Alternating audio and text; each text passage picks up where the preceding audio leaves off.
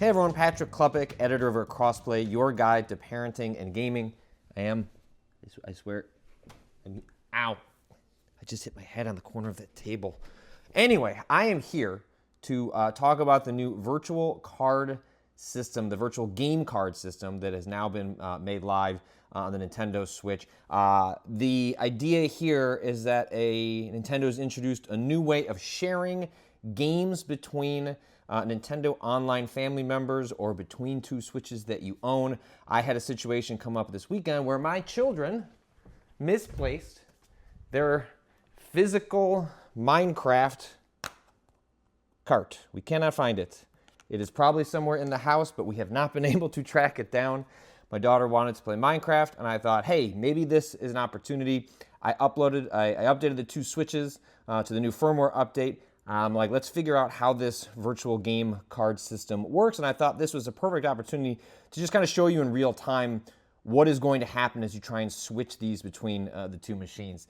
To explain, previously the way I've shared games with my daughter, my oldest daughter in particular, is my Switch OLED is the secondary system, and her Switch, which is my old launch Switch, is actually the primary system. And the reason I did that in the past was because any game that I bought, as long as my account, my profile was on here, she could access any of those games. So it was me buying those games, having them tied to my account, but she could download them on her machine and play them on her profile. And I made sure that she was the primary Switch, at least that's Nintendo views this as a primary and a secondary, and the difference there is with the primary, you don't have to authenticate with the internet. The games will just launch. Whereas with my Switch, if I haven't played the game in it's like a couple of hours, or I forget what the time, what triggers you having to authenticate it, but like if I'm getting on a flight and I wanted to play like Kirby, I would need to connect to the internet, authenticate that I own the game, and then it'll let me play even if I get disconnected from the internet. I left my daughter as the primary Switch so that I wouldn't have to worry about that with her. She could be in a car ride and just start playing, whatever she's got on here that's downloaded, and she doesn't have to actually deal with that part of it.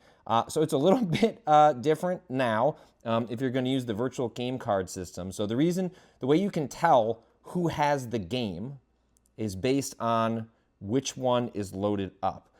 You can see your individual libraries by scrolling over to the virtual game cards. And then you'll be able to pull up your library of games, the ones that you can share with people. There was some concern when this feature was announced whether you'd be able to do third-party games with it. It appears here there are no issues with third-party games. Everything I own seems to be something that I could share. You'll see these blue icons indicate that those are all loaded up for me, and I don't have to share anything with this Switch. But if I want to, let's say, so my daughter, she's got Minecraft on hers right now. If I go ahead and click this, say to play this game, you first need to load the virtual game card on this system. I can go ahead and hit load. See Dad's virtual game cards. All of them come up. Now it says you need to eject it from the other system and load it on this system. And it's doing a digital version of the old school, like pulling out the game card, the cartridge, putting it in. So I'll go ahead and hit that. The machine, they talk to one another. That has all been loaded. This stuff has to happen locally. It can't happen remotely over Wi-Fi if you're in different locations. It is an authentication that happens like between the two systems talking to one another, which is obviously, I think, going to create some complications for people. So now once it's loaded, then I can go ahead and launch into the game. And let's say I'm playing it on my Switch because one of my daughters is playing it on their iPad, because Minecraft lets you play, regardless of what platform you're on. But all of a sudden, my 5-year-old says, like, oh, I want to do it on the Switch instead. And so she grabs her sister's Switch. She comes over. It's like, all right, to play this game, you first need to load the virtual game card on the system. So we got to click load again. We log into Dad's account. We load it onto the system. You wait for the communication to happen between the two machines. They don't have to be this close. This is just so you can see how it works. and you'll notice that now the game can be played. The way I'm keeping the like primary, secondary authentication system. There is another way of doing it, and I think this is the way that Nintendo is going to push people to use it. I think eventually they're going to make this the default. It is not currently. If you want to do the primary, secondary system, if that's what you've done in the past, that will still work here, and you can transfer it between two switches that have multiple accounts on each switch. But, for example, if I go ahead and bring this game back over to me, so I'll load it back over to this system, and this is the primary Switch system that I use, at least until the Switch 2 comes out in a couple of weeks. I'm not worried about Dad's saved files here. So if you want to share, let's say I want to share it not between these systems. Like let's say my account is not on here and my daughter's account is just on here. And I just want to give her Minecraft to play. So I log on, I go into my virtual game cards. I come up here and you'll see it's already loaded on this system. This is the option to load it onto another system, and so this is the system that it's linked up with. The other option is to lend it to a family group member.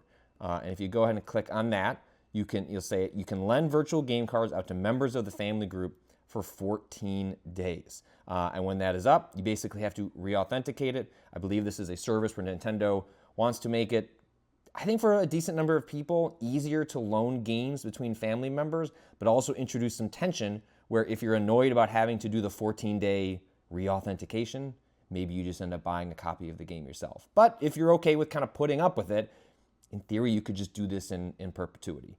So then you'll click select a user to lend it to, and also notice that these switches are close to one another because you need to be physically present around the other switch in order for this exchange to occur. If, for example, your child was down the street and said, hey, Dad, Mom, can you lend me this game?